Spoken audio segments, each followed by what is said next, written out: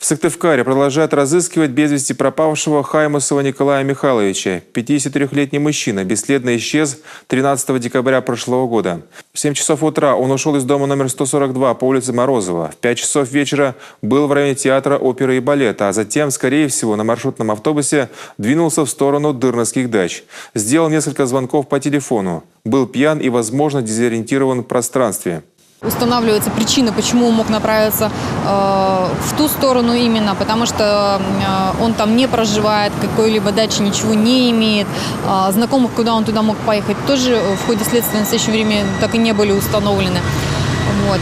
Конечно, хотим привлечь внимание общественности в том плане, что, возможно, кто живет на Дырновских дачах, кто в этот период, в этот день мог возвращаться домой из города Сыктывкара в период времени с 17 до 19 часов, да, и, возможно, ехал с этим мужчиной в одном автобусе.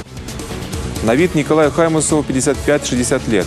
Рост 160 сантиметров, худощавого телосложения, светлые волосы с залысинами на голове. Был одет в темно-синюю куртку с красно-желтой вышивкой на спине в виде медведя.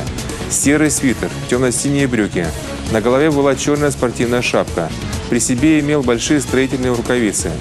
Всем, кто видел мужчину 13 декабря прошлого года, знает о его нынешнем местонахождении. Просьба позвонить по телефонам, указанным на экране.